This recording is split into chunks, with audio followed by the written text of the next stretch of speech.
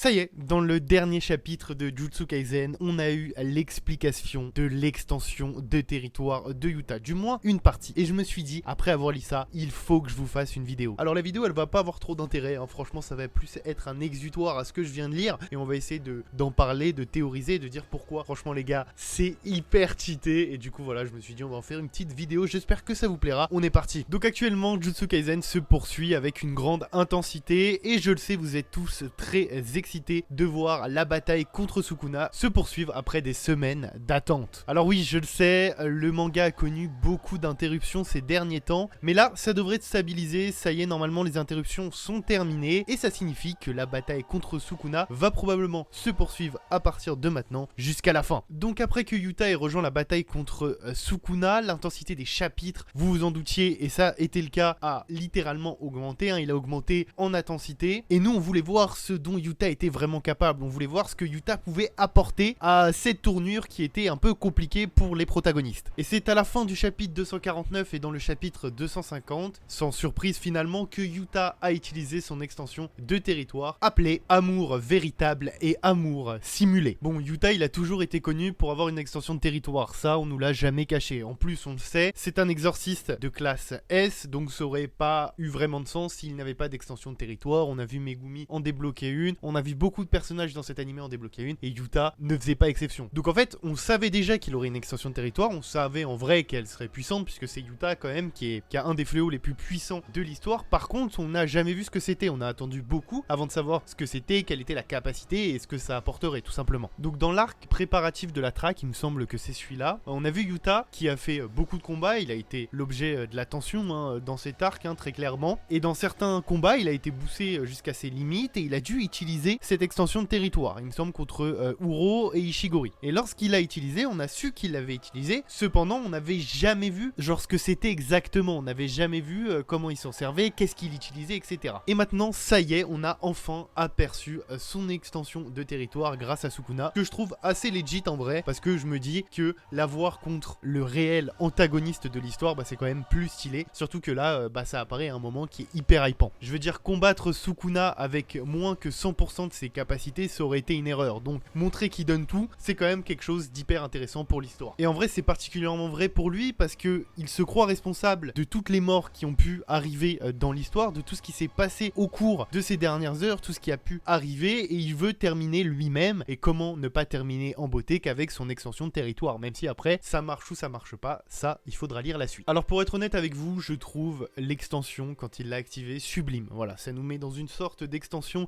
avec des katanas. Bon, je sais que c'est pas le fort du manga, le design, etc. Donc ça sera peut-être sûrement encore meilleur en animé, mais j'ai trouvé franchement que c'était pas dégueu du tout. Moi j'aime énormément ce qui se passe avec l'extension de territoire de Yuta, parce que déjà il y a un lien avec Rika, c'est quand il porte son anneau qu'il peut l'utiliser. Du coup c'est en conjonction avec Rika, en plus l'auteur le montre avec l'extension du territoire. Donc comme je disais, on retrouve beaucoup de katanas et même des nœuds, donc qui symbolisent un peu leur union, et plus on tire sur ces nœuds, plus ils se resserrent. Voilà, il y a une sorte de lien, en tout cas je pense, entre la force des liens entre Yuta et Rika et l'image tout simplement des nœuds qui se resserrent. Et donc comme toute extension de territoire, normalement, une fois que Yuta a étendu son domaine, ses cibles sont piégées à l'intérieur. Bon, maintenant qu'on a vu tout ça, qu'on a rappelé, il faut quand même qu'on parle de l'extension de territoire. L'extension du territoire de Yuta découle de sa technique innée. Quand on commence le chapitre 250, l'auteur nous dit qu'amour véritable et amour simulé d'Okotsu Yuta lui permet de choisir n'importe lequel de ses sorts copiés pour l'appliquer à la barrière et en faire l'effet imparable du territoire. Les sorts copiés qui lui restent sont dispersés au hasard parmi les katanas de son territoire. Seul Okotsu peut les utiliser, même lui ne sait pas quel katana contient quel sort jusqu'à ce qu'il le saisisse pour la première fois. Bien que chaque katana ne puisse être utilisé qu'une seule fois, leur nombre est infini. J'ajoute à ça que pendant son combat, Sukuna nous explique ceci. C'est la même logique qui explique l'efficacité de ses attaques contre le fléau rapiécé. Il la sent, il vise directement la barrière entre mon âme et celle de Fushiguro Megumi. Il réveille l'âme de Fushiguro Megumi qui a été submergée par le bain et perturbe l'harmonie entre ce corps et moi-même. Chaque fois que je reçois un coup, la puissance de mon énergie occulte diminue et mon contrôle sur ce corps s'affaiblit. Et enfin, à la fin de ce chapitre, ce qui m'a surtout donné envie de faire une vidéo, c'est quand tout simplement, Yuta décide d'utiliser le sort lacération sur la gueule de Sukuna. Alors déjà la satisfaction, je sais pas vous les frères, mais moi j'étais en mode quelle satisfaction, quel plaisir, c'était incroyable. Et le fait que ça nous arrête là-dessus, déjà j'étais j'avais le seum de zinzin, mais ça veut dire qu'il potentiellement peut copier n'importe quel sort qui a été utilisé contre lui. Et est-ce que ça vous rappelle pas quelqu'un? Si, complètement. Et du coup, je trouve ça trop cheaté. Est-ce que Yuta va être le Deus Ex Machina de cette histoire? On ne sait pas encore, mais pour l'instant, de ce qu'on a vu de son extension de territoire, c'est tout simplement exceptionnel. Pour revenir en tout cas à ce que je disais tout à l'heure, donc c'est bien lié à son sort inné. Donc la technique maudite de Yuta s'appelle copier. Cette technique, comme son nom l'indique, lui permet de copier la technique de quelqu'un d'autre ou les techniques de Rika, hein, comme on l'a vu, parce que Rika possède beaucoup de techniques. Bien sûr, du coup, cette technique de copie est limitée. Elle exige que Yuta remplisse certaines conditions préalables avant de pouvoir les copier. Et plus tard, elle impose aussi des restrictions à Yuta en termes d'utilisation de ses pouvoirs. Naturellement, pour une capacité aussi puissante, vous vous en doutez, des restrictions doivent être toujours mises en place pour pas, comme je disais tout à l'heure, créer un putain de Deus Ex Machina et faire que les ratios de puissance soient complètement niqués. C'est ça qui est bien, je trouve, moi, pour l'instant, avec Jujutsu Kaisen, c'est qu'en niveau de ratio de puissance et explication, c'est bien réalisé. C'est très très dur pour un auteur de manga de réussir à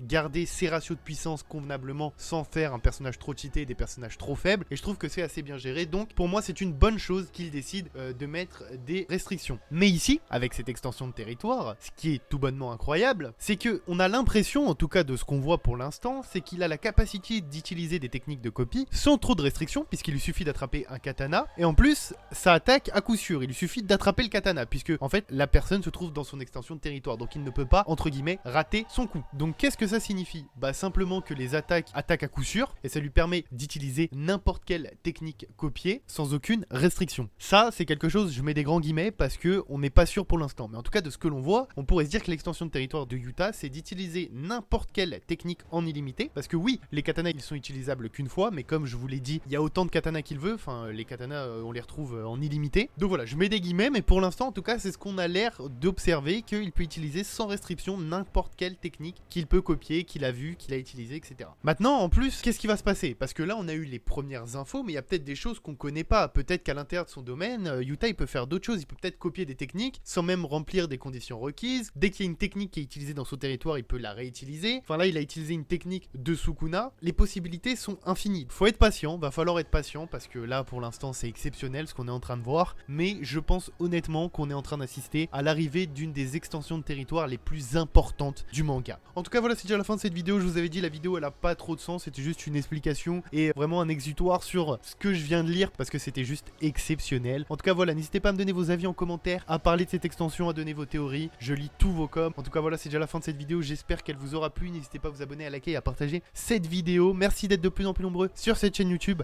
Et moi, je vous dis à bientôt pour une nouvelle vidéo. C'était Thibaut. Allez, ciao, ciao.